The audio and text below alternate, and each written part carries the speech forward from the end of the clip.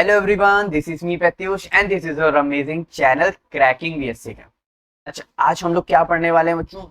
एकदम राज की बात है, किसी को भी नहीं बताना, नहीं बताना यार। आज हम लोग पढ़ने वाले हैं conversion of fructose into an glucose, यानी ये रहा हमारा फ्रक्टोज और हम यहां से यहां तक पहुंचेंगे ग्लूकोज में। ठीक है, अच्छा इतनी बात क्लियर। और हम लोग एक मेथड भी जानेंगे, मतलब बायोलॉजिकल मेथड देखेंगे कि कैसे ग्लूकोज से फ्रक्टोज में कन्वर्ट हो रहा है। हम लोग कन्वर्जन नहीं देखेंगे, हम लोग मेथड देखेंगे कि कैसे कौन सा एंजाइम यूज हो रहा है, कैसे वहां पे डीएएमपी यूज हो रहा है, वगैरह वगैरह अभी सब बात करेंगे। ठीक है, चलो और जल्दी से हम लोग देखते हैं। तो हम लोग को पहले हम कन्वर्जन देख लेते हैं ताकि आप लोग को पता चल जाए कि हो क्या रहा है। तो ये रहा फ्रक्टोज। फ्रक्टोज का स्ट्रक्चर बहुत ईजी है, बस खाली दो पॉइंट में डिफरेंट रहता है। देखो ये पूरा सेम है इसके साथ, CH3 है ना, तो नीचे वाले 3 उठा लो और CH2 उठा लो, बस। ये और ये ग्लूकोज में सेम है।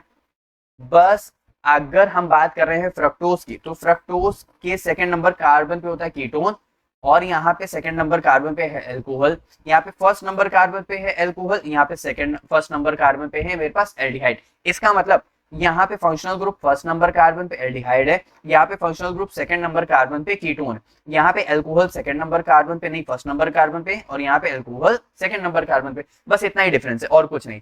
अरे बहुत कंफ्यूजन हो गया।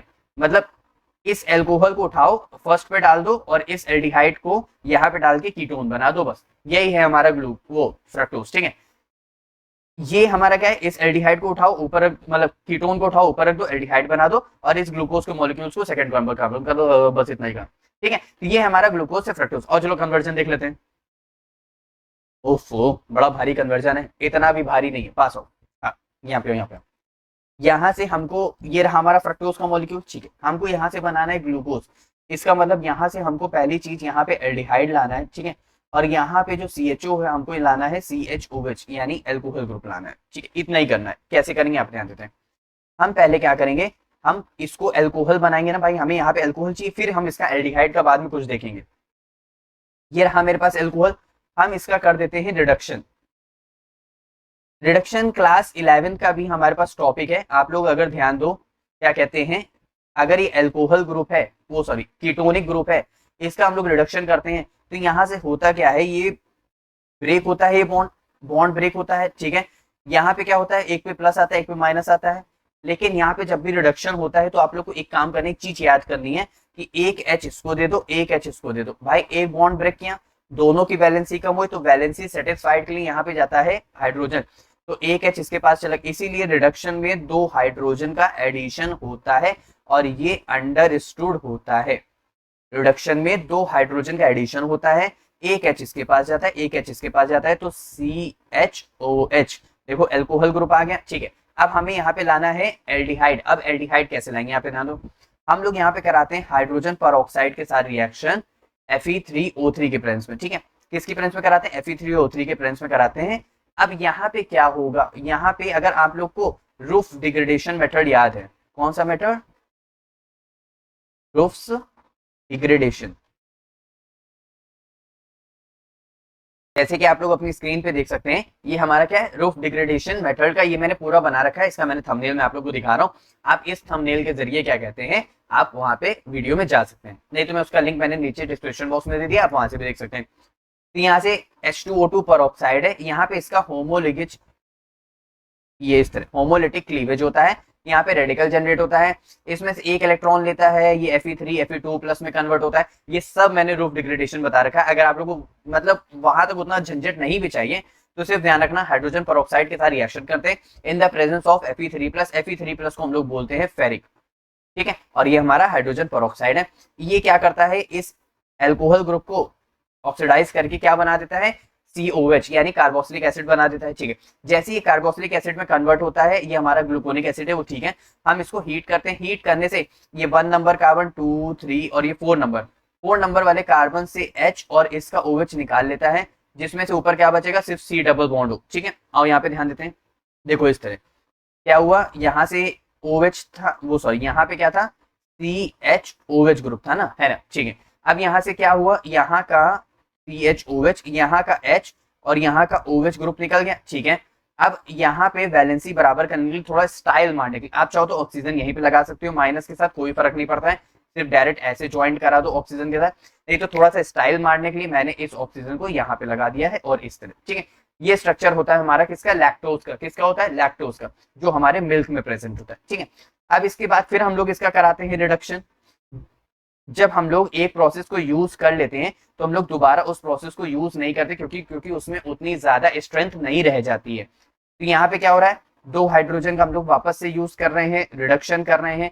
जैसे ही हम लोग 2 हाइड्रोजन का यूज कर रहे हैं, रिडक्शन कर रहे हैं, तो एक H इसको मिलता है, यहाँ पे ध्यान देना, एक H इसको जाके मिल गया और एक H यहाँ पे ऑक्सीजन के पास था माइनस चार्ज, तो एक H इसके पास आ गया, तो ये बन गया CHOH, CHOH बन गया, ठीक है। और यहाँ पे क्या आ गया, CHO आ गया। देखो जितने कार्बन में चेंज था मैंने उन सबके कलर को क्या कर दिया, चेंज कर दिया। ये एल्डिहाइड बन गया वापस, मिथेनॉल मतलब सॉरी हाँ ये मिथेनॉल वो वापस बन गया, ठीक है। ये नीचे हमारे पास 3 और CH2OH थे, हमारे सेम थे तो वो सेम रह गया, तो ये हमारा किस में कन्वर्ट हो गया, ग्लूकोज। तो ये था हमारा फ्रक्टोज से कन्वर्ट में ग्लूकोज होने का तरीका। तो इतनी बात आप लोग को पहचाननी आनी चाहिए, ये था हमारा पूरा कन्वर्जन, ठीक है। ये हमारा है सॉर्बिटॉल, ये है हमारा ग्लूकोनिक एसिड। सॉर्बिटॉल याद करने का बहुत अच्छा तरीका है कि सब में क्या है, CHOH CHOH CHOH ही प्रेजेंट है और कुछ भी प्रेजेंट नहीं है, ठीक है। अब थोड़ा सा बात कर लेते हैं हमारे मेन मेथड की, मतलब कोई एक इंपॉर्टेंट मेन मेथड हम लोग जान लेते हैं कि कैसे हमारी बॉडी में भी फ्रक्टोज से ग्लूकोज क्या हो रहा है, कन्वर्जन हो रहा है। In the human body fructose is converted to glucose by the fructolysis method. कौन सा मेथड है, fructolysis, primary in the liver through a process, ठीक है। चलो जल्दी से ये कुछ हम लोग सेवरल स्टेप्स को भी देख लेते हैं। अब ये पूरा देखो, मैं ये नहीं कह रहा हूँ जानबूझ के कि आपको याद नहीं करना पड़ेगा। ऊपर वाला मैं मान सकता हूँ रिएक्शंस हैं, वो वैसे कन्वर्जन हो रहा है, ये तुम समझ गए। लेकिन ये पूरा ये बायोलॉजी लैंग्वेज में है, फ्रक्टोकाइनेज, फ्रक्टोज 1 फॉस्फेट एल्डोज, हमारा कन्वर्जन टू ग्लूकोज, ये हमारा पूरा बायोलॉजी के प्रोसेस की तरह है। तो बायोलॉजी हमें याद करनी ही पड़ती है, तो ये भी हमें याद करना ही पड़ेगा।